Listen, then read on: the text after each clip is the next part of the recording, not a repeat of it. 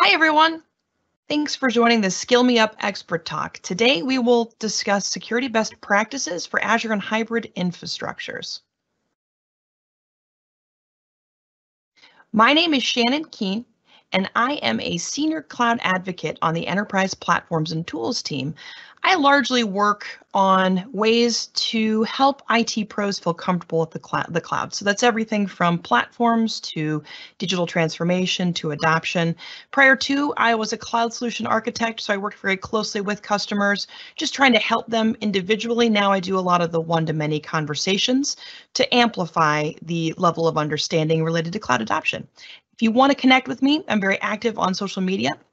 My Twitter handle's there, my LinkedIn handle's there. You can also send me an email. I do tend to get emails every so often, and I always appreciate it, hearing from the community.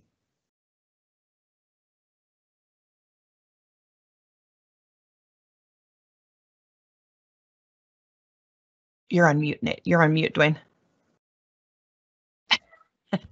And hi, I'm Dwayne Natwick. I am the Cloud Training Architect Lead here at OpsAgility. I author content, provide live and on-demand training, and have served multiple roles within the IT industry for many years. I'm also a Microsoft certified trainer and a regional lead for that program, and an Azure MVP for Microsoft. And as Shannon said, I'm also active on social media accounts, and you can find those on the slide as well. And feel free to reach out and ping me any questions. Happy to answer them as well. So today we're going to continue our series of security within the Azure environment. And today we're going to talk about cloud security, and we're going to give an overview of Azure Security Center, and then talk about some of the key points in a couple of areas of Azure Security Center around controls and recommendations. We're actually not going to hit all the pieces and components of Azure Security Center today. We have another talk around some things around governance and compliance in a couple sessions from now. But we're going to give you a good overview of Azure Security Center and a couple of the key pieces and components that go along with that. But before we get into Azure Security Center on its own, let's talk about a few key pieces about cloud security. And one of the most important pieces here is around the shared responsibility within the cloud. And when we get into Azure Security Center, and when we talk about Azure Security Center, we can see a little bit of that break and how Microsoft can help us with that joint responsibility piece. But when we talk about cloud shared responsibility and cloud security, there are some key pieces to take into account where Microsoft is committing to the foundation of everything. So the physical assets, the data center operations, the actual hardware that make up the cloud infrastructure. And then there are the pieces that we are consuming that we provide a level of responsibility where we need to manage our virtual machines and our virtual networks, our apps and workloads, our data, our identities. And one of the things that when we get into Azure Security Center that you'll see is Microsoft provides a lot of built-in controls in this area that help us to maintain our security and maintain the controls that are part of that shared responsibility. And there's extensive layers of protection as we're talking about, physical data center security and what Microsoft puts in place. And that is all around the approval of access within the building, background checks, system checks, the perimeter fencing around the building, gated accesses, man traps, concrete barriers, the video coverage and video surveillance, defined access and entry points, and ongoing patrols and guards that are part of managing and monitoring the perimeter and maintaining an auditable path to access to the physical buildings. Then we have the actual buildings of different two-factor authentication with biometrics that Microsoft requires. Data center buildings that have no signage, so you can't just drive by and say, hey, that's a Microsoft data center. There's no Microsoft logos on the buildings. Again, back to the roaming controls, video surveillance, verified single person entry. So anybody that enters or departs from the building, it's logged and audited. And then then 24/7 by 365 security operations also take place. And then for each of the servers and within the server environment, we have the video coverage for both the front and the rear of all of the rack rows. Proper and complete vetting of employees, which go along with those background checks, metal detectors, two-factor authentication with biometrics, continuous video coverage, and secure destruction bins for sensitive information. So these are all pieces that Microsoft puts in place for their physical data center security, which, if you are handling your own private data center, you generally have to control yourself. So think of all of the planning and architecting and monitoring and management that would go into this particular level of control within your own private data centers, and you can see Microsoft puts a whole lot involved within those themselves.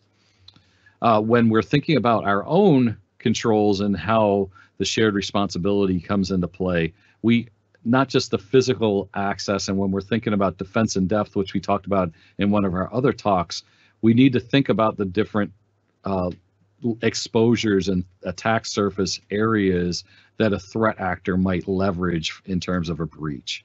What we have are areas of exposure in terms of configurations that might be insecure, other just vulnerabilities that are inherent to our environment, infected or compromised admins and credentials, different users that are compromised, and maybe open entry points. Maybe we've left ports open within our environment, like port 3389 for Windows RDP or SSH port 22. And what we're doing then is creating an area in the attack surface for somebody to maintain access to our virtual machines, our apps, our identities, our data, and maybe even our devices and all of our connected devices within the environment.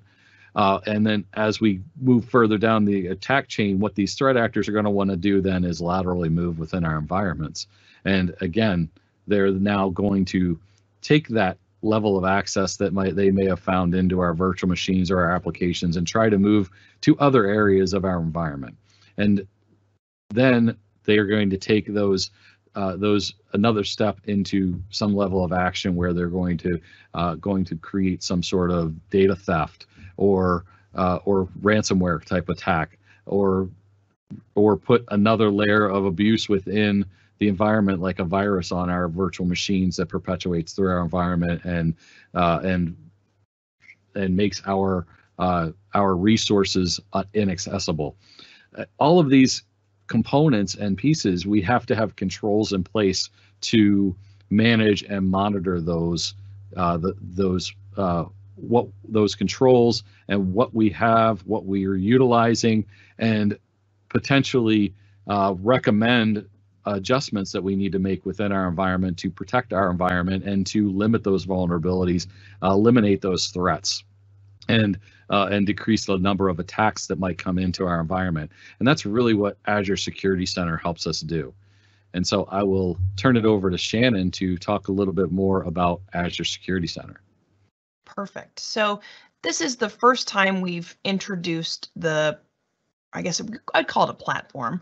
It's really an Azure resource, but this is the first time we've introduced Azure Security Center. So if you think about cloud workload protection, it consists of workload-centric security offerings. These will target, unique protection scenarios, requirements, server workloads. And when you think about Azure Security Center, it's definitely inside of Azure, but it can also be used to handle your security monitoring and alerting on-prem, as well as figuring out, is my environment on-prem secure?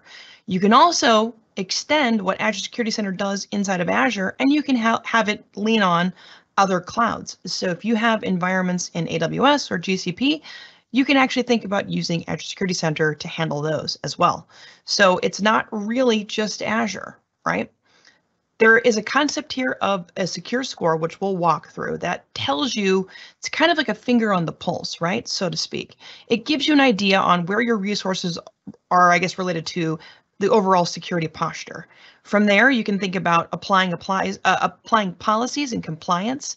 Then you can also think about automation as well. I'll showcase some of that with inside of the secure score. There's a lot of nifty things that are built in versus having to kind of start from scratch and build it all yourself. When we talk about Azure Security Center, we also talk about Azure Defender. I won't spend too much time talking about that because we will talk about that in a future session. But if you think about it, these two hang out together. They're buds, so to speak, right? So the Azure Defender is really for servers. It's also for cloud native workloads. It can also be extended for databases and storage, as well as the service layers of Azure. And I think a newer feature, I'm not sure the exact time frame, but you've got IoT devices as well that you can think about having Azure Defender be enabled for. So it's a comprehensive viewpoint of thinking through security. So it's Azure Security Center as it stands, and then Azure Defender kind of takes it up a notch and moves it from that free tier, because you do get Azure Security Center for free if you want it. But if you want some of the extra intricate analytics, you'll have to think about enabling Azure Defender. So the architecture itself, so telemetry can exist on-prem and other clouds and within Azure, as I talked about. So there's a series of agents or VM extensions, that's if the VM's in Azure, that provide the right security visibility into your digital estate. So all logging gets pushed to the threat intelligence engines that make up Azure Security Center. Customers will see a tremendous amount of data trickle into Azure Security Center just by turning the service on, right? You can pay for the service, you can get it for free. I've had customers who just want the free side of Azure Security Center, which is better than what they had on-prem because they're getting a lot of feature-rich components, and it's going up against a baseline inside of Azure that gets updated pretty regularly as threat and kind of malicious attacks are being made known. So, customers themselves have the flexibility of here of, either, like I said, free or paid. And then you have the flexibility of thinking about, do I want it just to be for Azure resources? Do I want it to also handle my on-prem resources? Or do I want to also maybe potentially think about extending this into AWS or GCP or something of that sort, right?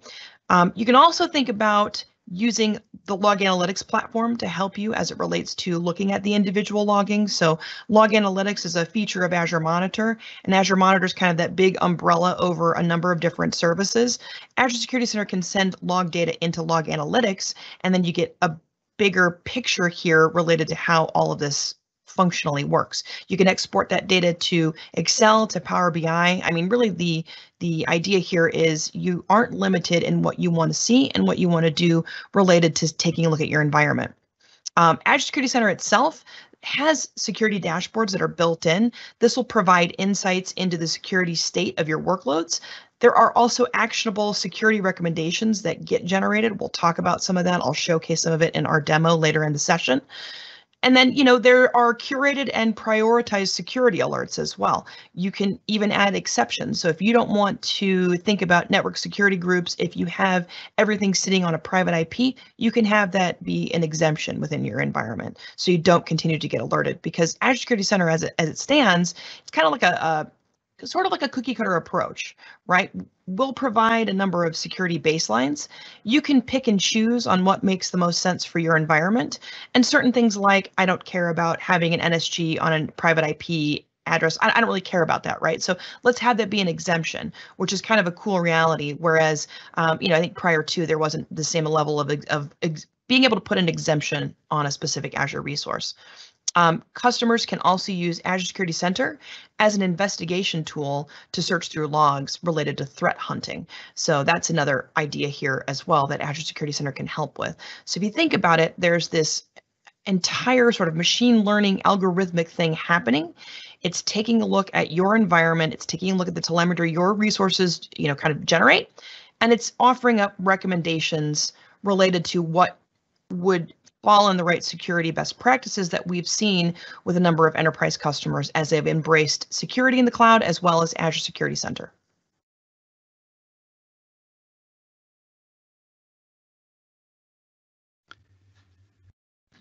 Thank you, Shannon. As Shannon said, we're not going to get into a lot of the Defender functionality here today, but we are going to talk about a lot of the capabilities within Azure Security Center. Even if you are not subscribing to Defender, there's a lot of free capabilities that you have within Azure Security Center around what types of controls and what types of recommendations that you get to your dashboard. And so what we have within Azure Security Center is a variety of different sources that we can pull from, as the previous graphic kind of showed a little bit at a high level. We have integrated partners, not just the Azure environment. We have things being pulled from even, from your Azure Active Directory, from various, not just various firewalls, anti-malware solutions can all get pulled into the environment. It doesn't just have to be within the Microsoft ecosystem. We have Microsoft security capabilities in terms of Azure Active Directory information protection, identity protection, advanced threat analytics that's all part of the hybrid type of hybrid environments. And then we have just a whole list of other areas that where we can pull different syslogs and event information from other sources that might not be part of necessarily the marketplace today, but gives us those capabilities to gather rich information around not just our Microsoft environment, but our hybrid environments as well. And what all that does and what all that takes into account is builds what is called a secure score. And what the secure score does is it gives a snapshot to us of our overall security posture. It allows us to take all of that information that's coming in from all of the resources within Azure and within our hybrid environments and gain insights into what the state is of our security of our workloads. And it addresses, it helps us to address what vulnerabilities we might have and what controls we could put in place to mitigate those vulnerabilities through providing us with prioritized recommendations. And each of those recommendations are given a certain score that we can look at, and we'll show this in a few minutes to show what we can do to increase that secure posture, increase that secure score, get us up to speed in terms of our baseline best practices within Microsoft, as well as regulatory compliance. And we're not going to go a whole lot into regulatory compliance because that's another whole talk entirely that we have planned, but it does help us get to those levels of compliance that we need to do in terms of just a strong security posture baseline based on best practices within Microsoft that they have gleaned through discussions with their numerous partners and enterprise organizations that are utilizing the Azure environment, and all of that goes into building that score. And your goal is to get that score up to 100%. You may have some risks that you look at and need to and determine that those are acceptable levels of risk. So you might never get to 100% per se, but getting close. The closer you get to 100%, the stronger your security posture is, and the better peace of mind that you get overall. And as we look through how we're going to then manage these security policies and what we're going to do in terms of looking at compliance and becoming compliant to policies in a matter of minutes, we look at this environment and we see that we can be, it's highly dynamic in terms of being able to, at an organizational level, put policies in place that are then going to enable ourselves at the subscription management group or resource level to understand and remediate what control and create controls and put those in place with different policies. The Azure Security Center is tied very tightly to Azure Policy, which I think we talked about in our last talk. We talked about Azure Policy, and all of those policies pull into Azure Security Center, as well as all of those controls on top of that. And we can then find things such as we're non-compliant to PCI. We have unencrypted SQL servers, or SQL servers that don't have vulnerability assessments in place, and ports that we have open on our virtual machines. What are we going to do to remediate those? And when we step through the demo, Shannon's going to show us how we can very quickly remediate many of these with just a push of a button. One of the great things around Azure Security Center as well is it has rich capabilities around threat detection and the ability to detect and block malware and give us a map of where that suspicious activity is, and look at utilizing the machine learning capabilities within Microsoft to understand, our different applications, how the different applications run, and look for anomalies within the environment and do different behavioral analytics. I think I'm doing more and more talks today around how machine learning and capabilities within Microsoft is being utilized for all of this advanced threat protection within our environments. So it's, Microsoft's kind of eating what they're cooking, because they are utilizing all of those AI capabilities that they've built that you can utilize for bot services and things of your own, machine learning capabilities for your own applications, and they're building it all within their capabilities for security and threat protection. File integrity is another piece here, where it's looking at your files and it's identifying potential threats within your file registry, and looking at the integrity. If you think about your three security parameters in terms of your security triad, we're looking at confidentiality of our information, that our information isn't being compromised, the integrity of our files, and the accessibility of our files. So integrity is a very key piece to keeping our data secure and keeping our data vulnerable, keeping our data from being vulnerable and from being compromised. And this file integrity monitoring helps attain that through this capability within Security Center, to look and see if there is a potential where a file has been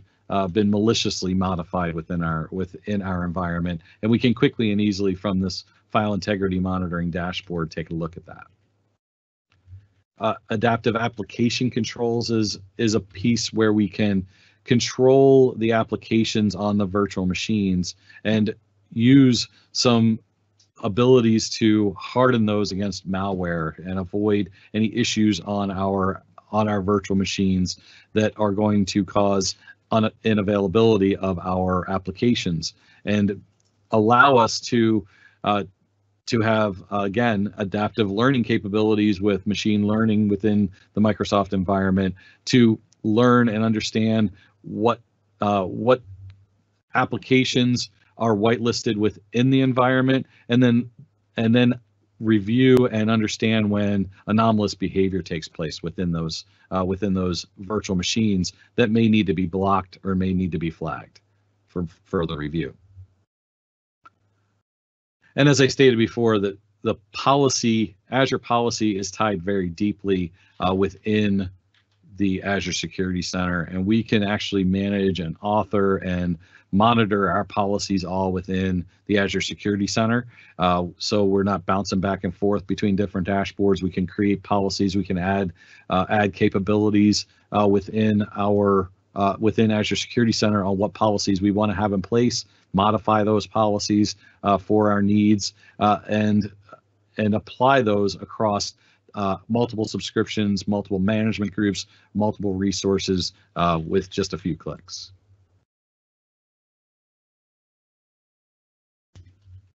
One of the key things around our hybrid workloads and around Azure Security Center is it's all built in, and the capabilities are built in. If you have hybrid workloads within your environment, getting those set up and getting those remediated just from within Azure Security Center is very easy and can be very automated as well.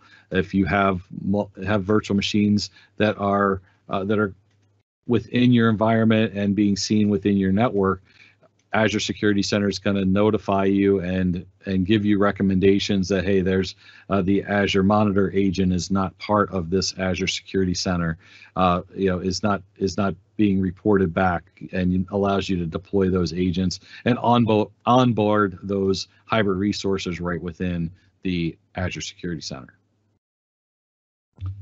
And I think, Shannon, you're going to pick up here and talk a little bit more about log analytics. Correct. So Azure Security Center uses advanced analytics.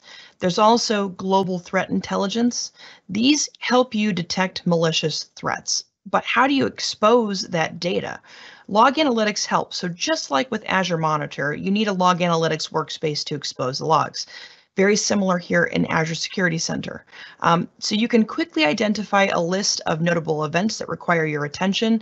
There will be out-of-the-box notable events. There are that cookie-cutter approach. You'll see that as it stands. You can also add custom alerts as well. So really, it's up to you related to what you want to see and how you want your security posture to kind of handle itself. When we talk about the compliance sides and the compliance features of Azure Security Center, you'll see that we've even done things like place the cookie cutter approach in with an ISO or a NIST specific regulation. So you've got a lot of nifty features here that are out the box available. You can also have your own custom pieces on top. In the real world, if you need to do threat hunting, there are several considerations that you need to go through. So you would not only need a good analyst team, you would need an even larger set of service engineers and administrators that worry about deploying an agent to collect investigations that you need. You need to parse that data. You need to make sure you can run queries. So the idea here is we want you to be more empowered by having a lot of that done for you. So if you think about Azure Security Center and all the different features, it really is a PaaS service. You can plug certain components in. You can add custom features. You can take things that are kind of built out of the box and available. But the idea here is you're not on the hook for standing up the infrastructure. You're not on the hook for applying the advanced analytics to it that's already done for you. And you don't have to have this massive team of engineers. You can start to skill up folks that are already in your world, and they don't have to necessarily start from scratch. I think that's the beauty here.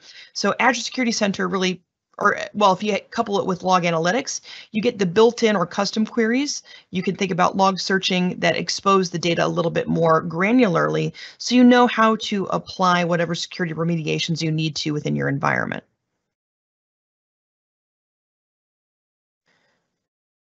So you can identify and remediate vulnerabilities quickly. So there's that continuous assessment that happens, right? And it's once you turn it on, it's happening. So you can take a look at your machines, your virtual networks, your Azure services. There's hundreds of built-in security assessments, and you can create your own. So that's kind of cool. We'll talk through some of what you see out the box so that you're not necessarily, again, starting from scratch. I think that's the big key here, is that you don't necessarily have to bring all these security folks into the mix here. If you are a smaller shop, Azure Security Center will do the bulk of what a team of security engineers might be faced with. So your regular day-to-day engineers who wear many caps, you don't have to have a team of specialized security experts to come in and help you maintain the security posture within your environment. Azure Security Center focuses on the vulnerabilities. You can fix them quickly by way of seeing exactly what you need to fix. You get the prioritized actionable security recommendations that can help you related to, do I need a change window to apply this? Do I need a change window to encrypt my disks, right? Do I want to just let people know that I have to maintain my environment? Or you can just take care of it sometimes without any downtime. So the beauty is, when you go in and you take a look at your secure score, you'll be able to see exactly the steps that you need to take in order to make your resources more secure. And that helps you related to, do I need a change window? Can I just take care of this security configuration as it stands. The one thing to make note of is any change you make related to your secure score, it takes about 24 hours before it shows up as a higher score. So it won't be instantaneous. And if you think about it, it's a global service that handles a number of different customers. So it's kind of on a schedule, but about 24 hours later, you should see your secure score essentially go up.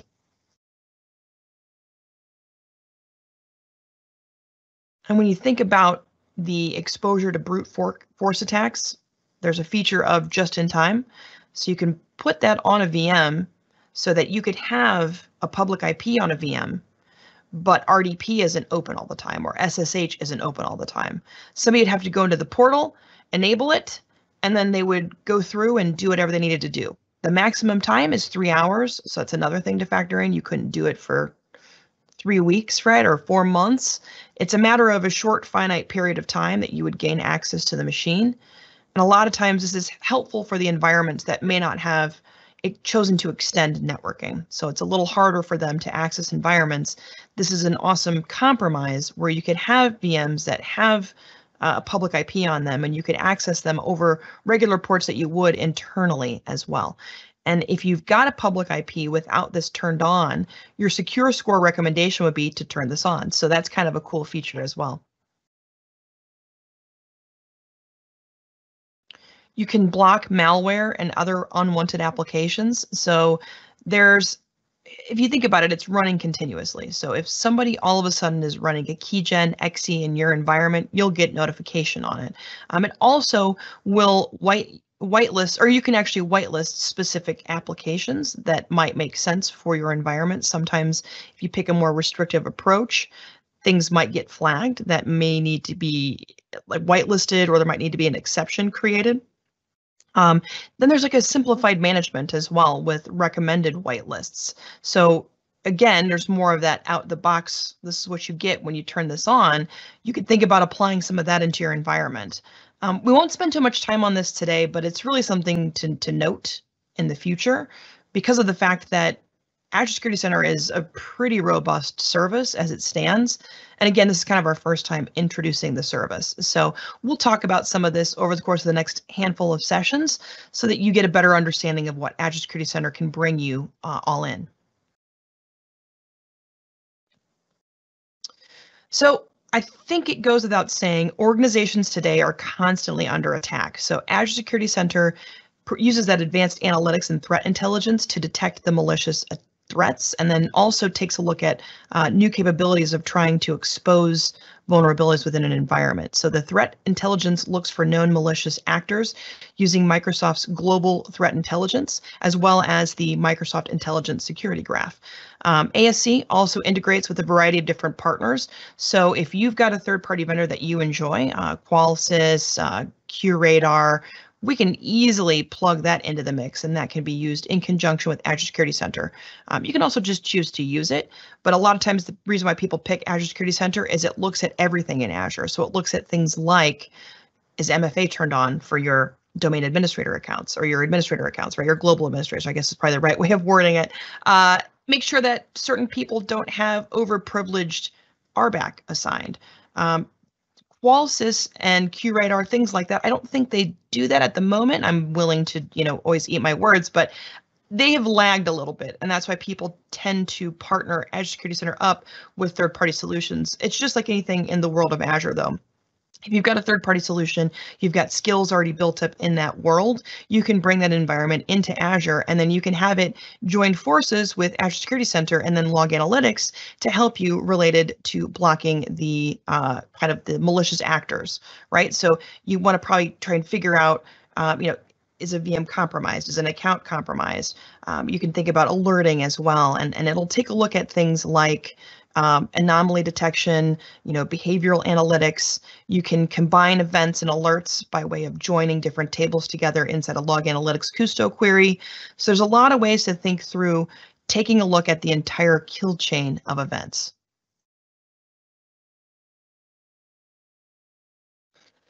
So if you're an InfoSec person, right, you've probably understood what a kill chain is, for the folks that are still trying to understand what a kill chain is, think of it as a phased-based model to describe the stages of an attack. So that's find, fix, track, target, engage, and assess.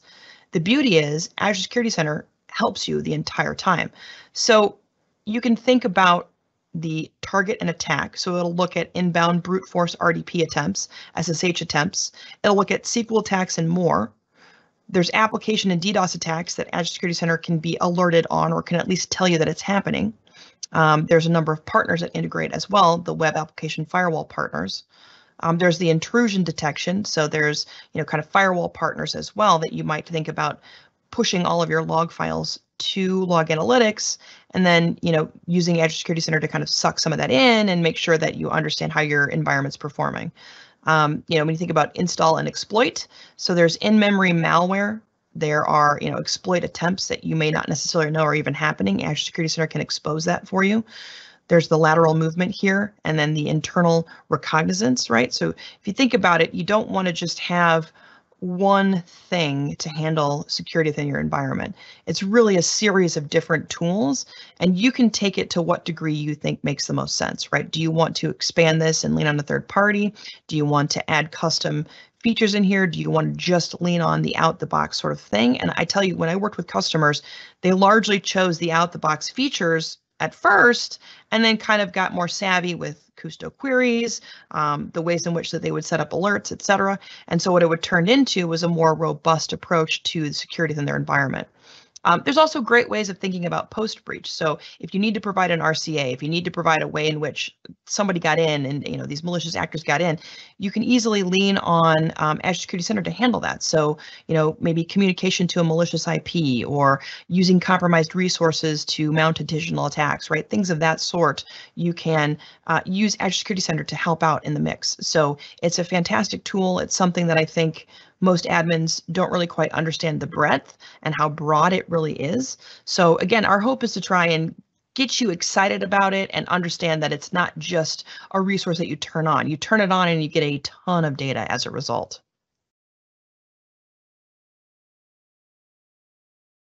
So you can focus on the most critical threats. So you can get the prioritized security alerts. These will show up, and you can take a look at the details about the threats themselves, plus the overarching recommendations. We don't want to leave you on alert, especially if you're a smaller shop and you don't have a dedicated team of security engineers. You may need to know how to encrypt a disk, or how to turn on MFA, or make sure that conditional access is enforcing MFA, right? All of this is built into Azure Security Center. We never leave you on a lurch. So you get a chance to understand, hey, this is how I configure something to make sure that my security posture is at the right levels. You can also kind of detect the threats across the kill chain, as we talked about. So the alerts that conform to kill chain patterns are fused into a single event. So if you are familiar with older events, kind of based monitoring and alerting, usually if there were 50 alerts, they would all be shown up, right? All 50 alerts. That gets noisy. It's hard to pay attention to.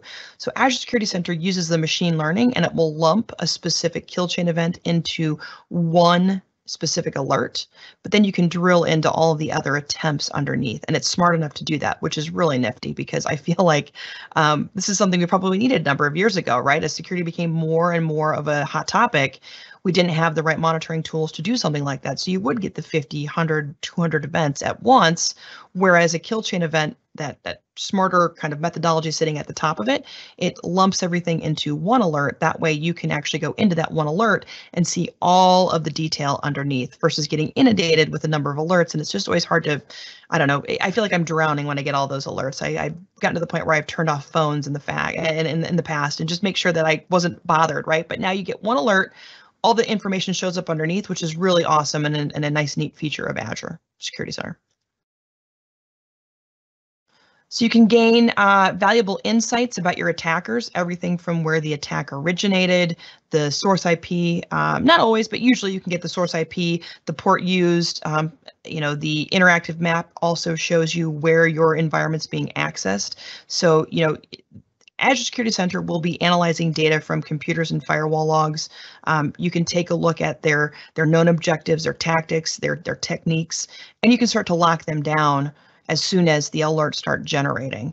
I like the map feature quite a bit. In fact, when I used to talk to customers about this, they didn't even realize that some malicious IP was even accessing them or trying to access them from different countries. And this really exposes it. So as soon as there's a public IP out there, you can guarantee somebody's doing port scans to figure out what's available and how they could potentially get in.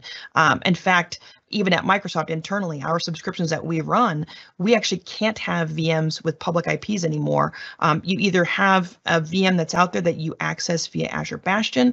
You have, if you put a public IP on it, you can put the just in time and turn it on that way. But you can't just have a VM that's out there with a public IP that allows 3389 or port 22 for Linux servers, because of the fact that we've actually been compromised and had to turn things around and make sure that we are the most secure related to what we showcase with customers. And then when you think about simplifying security operations and investigation, again, a lot of customers don't really have that big, robust security team. So you can quickly assess and scope the impact of an event.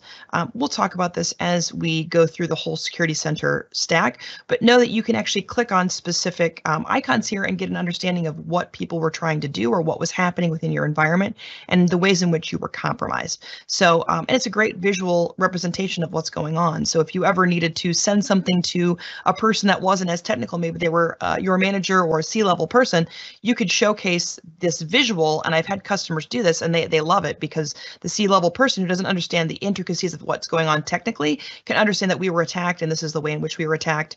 And then also too, you can drill into whatever you need to. So as an engineer, you get a good understanding of how all of this correlates together, because it's not usually one specific attack, it's a multi-pronged attack, and you can figure out all the different ways that the malicious actors had come in and to try to access your environment. And then when you think about responding to threats, you can orchestrate and automate certain components of the response cycle now. Now, we already have things that are kind of built in. I'll showcase some of that.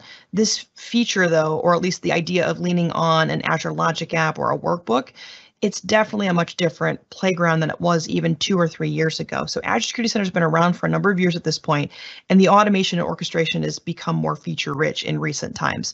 So it's really nifty. You can lean on what kind of exists kind of out the box again, related to everything inside of Azure Security Center, or you can build your own and hook it in.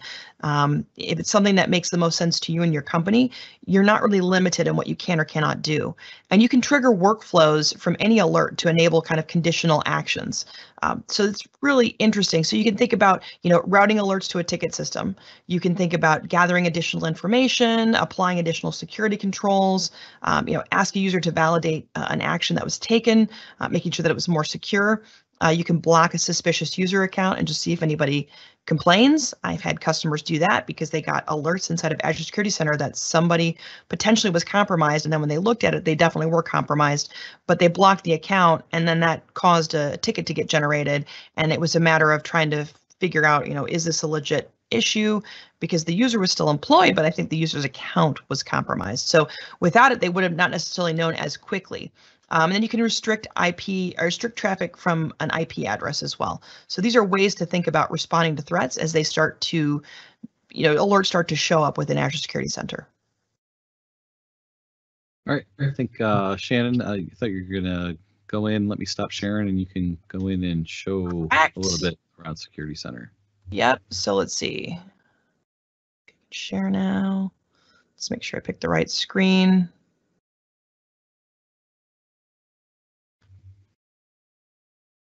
Okay. So we haven't really talked yet about Azure Security Center, but this is the overview. And I like to start here for most of my conversations just because of the fact that it's got a dashboard approach, right? So we won't talk about the regulatory compliance or the insights or anything of that sort. We're going to really focus on the secure score. But if you see this, it's a nice overview of how your environment is performing. So Firewall Manager, Azure Defender, and there's all kinds of great documentation as well that exists within the product. But the secure score is, I think, the coolest. So like I had talked about, a number of customers don't necessarily have that robust security team working with them. So let's go into this specific subscription. And so you can take a look here. The secure score is at 58%, right? So we can definitely increase that score. There's 6 completed controls. There's 20 recommendations. So if you go into the completed controls, actually, I don't think you can now. We will go through all of this down here. I believe these are all, can you click in here? No, you can't click in here anymore, which is fine. This changes pretty regularly. What you can do, though, is we can start taking a look at their vulnerabilities. So let's expand this out here. So a vulnerability assessment solution should be enabled on your virtual machines. So 1 out of 1, it hasn't showed up on there yet. So we can click on Quick Fix. Make sure that that's the VM itself. We can trigger the, I guess there's no logic apps, but let's remediate. So deploy the ASC integrated vulnerability scanner powered by Qualsys, and it's included for the Azure Defender for servers. So again, we'll talk about this. It's the paid part of Azure Security Center. If you're paying for it, you can get Qualsys and you can deploy it. So we will proceed. Select the resources, remediate one resource, and this is happening in the background. I don't have to go into that VM. I don't have to install something on the VM. I can trigger that to happen. And the next time that the security score will be assessed in 24 hours, it will go up. So let's go back to the recommendations. Don't worry about this. It's actually been kicked off here, so we can just kind of keep this as the constant here. So let's see. So enable encryption at rest.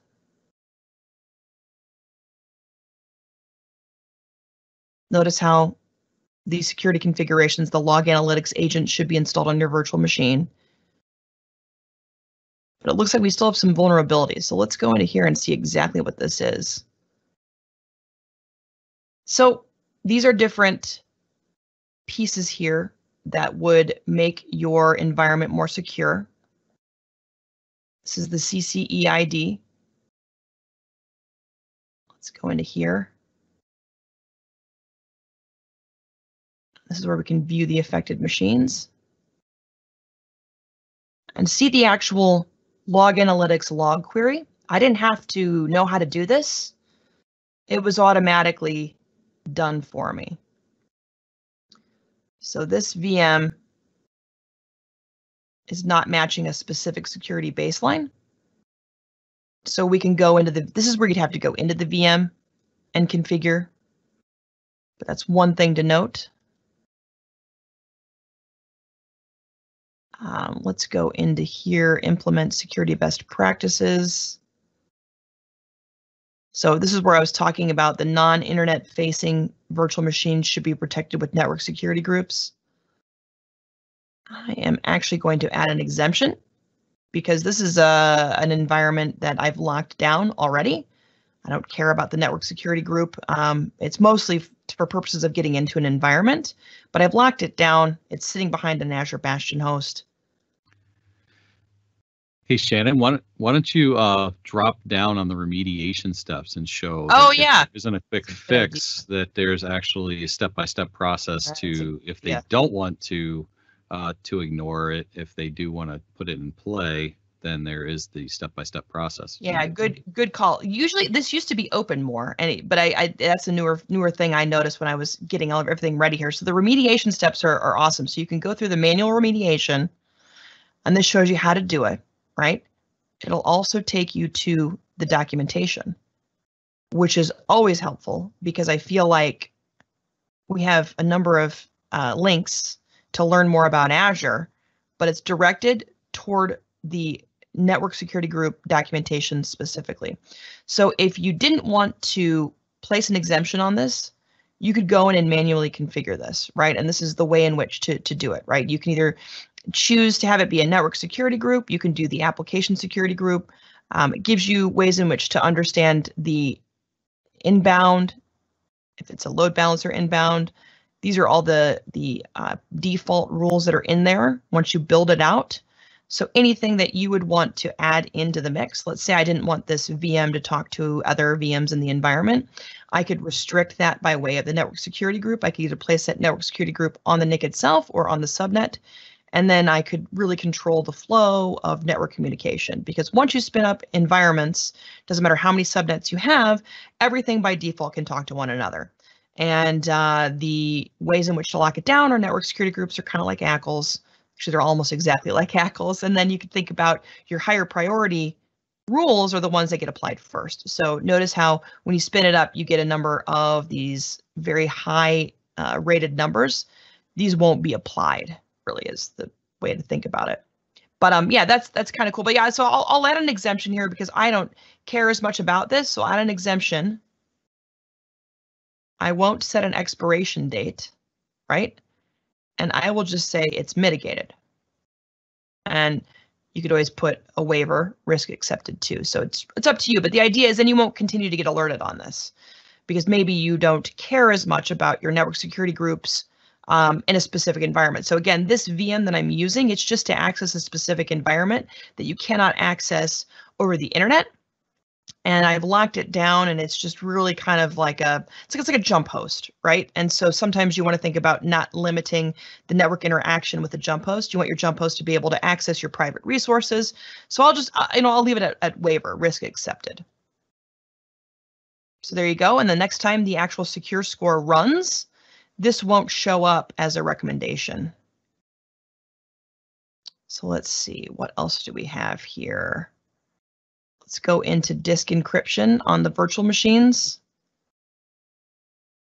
I think this is pretty robust, so I don't think I'm going to actually go through it, but if I remember correctly, I have to put a key vault in, I think, or hang on, I think I have to get into PowerShell potentially too. Yeah, it looks like I'm going to have to potentially do that, and I'm not really prepared. I mean, I guess I could go into Cloud Shell and do it, but the idea here is nowadays we want disk encryption on VMs more so than we've ever needed it before. So on-prem, I can tell you most of the environments I used to support, we never spent time encrypting disks because we had everything locked down. Now that everything's in the cloud, it's a lot different. So you may want to think about locking your environment down with disk encryption. And it could be you lean on Microsoft managed keys or you lean on your own provided keys. But the idea is you want to probably encrypt your disk. Now, I could trigger a logic app, but I don't think there is one that exists for this. It's this one. Yeah, there isn't. But the idea here is you could actually register a logic app with Azure Security Center, and you could go through all of this PowerShell, right? So if you go down here, create and encrypt a Windows machine, right? I could go through and do all of this within the Logic app. And Logic app is a great way to get started with code because it's not necessarily coding out the gate. Like you could see the underlying JSON underneath if you really were curious, but it's literally do this, then do this, then do this. You can plug code in for sure, but you could also just say encrypt the disk. And there's all these different interesting hooks that it could just do that for you. So, so that's kind of the other piece to take a look at related to the recommendations. This is a preview. So storage accounts should use customer managed key for encryption. And this is how you configure it. I don't have a key vault stood up. Otherwise, I should have thought about that. So I don't have a key vault stood up at the moment, but the way in which to do that with customer managed keys is you would just create a key vault. You would add a key. And that's how you would encrypt your storage accounts. You could also, again, add the exemption. You'd say, I don't care. Pulls up the same thing. You could set it to expire, right? You could set the exemption category, and then it won't run the next time it goes through the secure score assessment. But if you take a look down here, and so the potential score increase is kind of neat. Right, it's potentially going to be raising it 18%. This is potentially going to be raising it 12%. Same thing down here. And down here, I'm not getting any points because everything's been completed. But think of this as like a checklist. I think a lot of folks don't realize we have all of these nifty features inside of Azure Security Center, so you're not starting from scratch, right? Again, it's sort of the out the box what you get when you turn the product on. That secure score runs once every 24 hours. And it'll tell you what you should potentially fix related to your environment. It's not just VMs, right? It's Kubernetes clusters. It's any sort of web app, right? Things like that. It's not just your typical IaaS environments. It'll even look at privileged accounts in your environment. Make sure that you have MFA turned on. Make sure that you don't have an owner that's a guest that you invited in. You'd rather have them be contributor because owner is way too much on the permission side, right? They could actually delete your subscription or deal with billing, right? If you're inviting a guest in, you should probably keep them at that guest level. So contributor would be the ultimate highest you would give them, but ultimately you probably want to have them with, kind of a less privileged, access. So it will do things like that as well, where you wouldn't necessarily maybe even know that you had somebody that invited a guest in and gave them owner permissions. So it's really a cool sort of cover letter, I think is the best way to think of it, of things that you might want to remediate, the security features that you want to make sure your environment is kind of adhering to. So, so that's what I like about the Secure Score dashboard. And it's so I've got a lot of subscriptions that are assigned to me. If I go to like my actual subscription, it's very dismal. I realized that there are a lot of things I've got to fix, and we'll see if this actually loads here. It might not, because I've noticed, there we go. So there, it's everything as it stands. So my secure score is even a little bit lower, but it's a different set of pieces that I need to think about. So encryption of data in transit. I actually don't know what web app I have installed, but again, quick fix. These are the pieces that are in preview. These are brand new features that are being tracked in terms of the secure score. And I mean, I just like the fact that, I don't know how to make my secure score go up. Well, here's how you do it, right? You've got this sort of cheat sheet or cover letter, or kind of the ideas in which to track your security in your environment, the things that secure score looks at. And every single one of these has remediation steps, right? So remediation logic, manual remediation. This might be a logic app, right? Yeah, okay, so this is the script content that you would add if you were creating an ARM template. So you're really not starting from scratch as it relates to security in your environment. And if you dig into the Secure Score dashboard, you'll start to see more and more how each one of your subscriptions is performing. And these down here, I don't have access to see these. I've got a really restricted reader view on these. But I mean, again, it's every single thing that's tied to your environment. And maybe this is something that, if you do have a security team, they get read-only access to your environments, and they can go in and start to help you plot out ways in which to make your environment more secure. So that's the Secure Score dashboard. Yeah, very helpful in terms of how Microsoft helps you with your responsibilities around security within the environment, really. When we talk about that shared responsibility, Microsoft, I always say, there's the areas that you're responsible for that Microsoft doesn't take on, but Microsoft has the tools within the Azure environment and the Microsoft 365 environment to get you up to speed and up to your baseline or compliance and regulations that you need to adhere to, all within the tools that they have at your disposal. Yeah, and I just like the fact that you're never starting from scratch. I think a lot of times I'd work with people who were a little freaked out about how much they had to learn.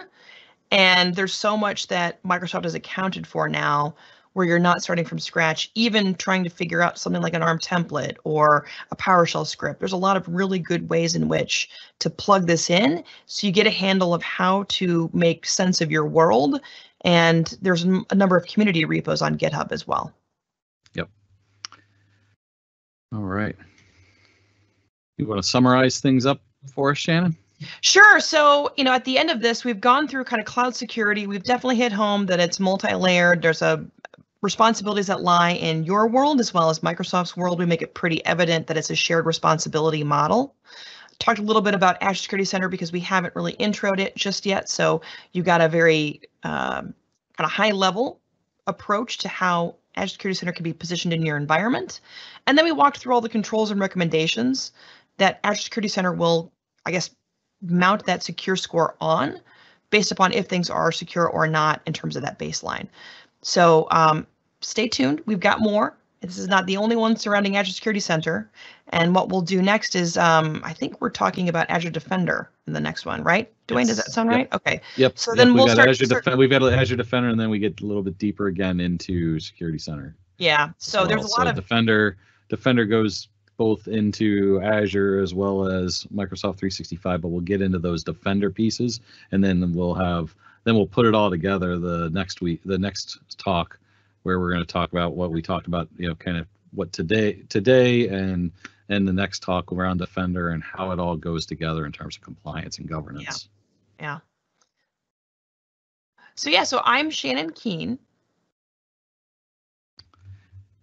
And I'm Dwayne Natwick, and we want to thank you for being a part of and tuning into this CloudMaker series, security series that we've been doing. A couple of the other episodes are ready and available on the Opsagility website as well as on our YouTube channel. So I welcome you to subscribe to those, and you can keep up on these episodes as we continue down this series. I think we're close to halfway through this series, and have a lot more to go to help determine and to help you understand the tools that are available to you to build a strong security posture. So thank you very much. Thank you. Have a great day. You too.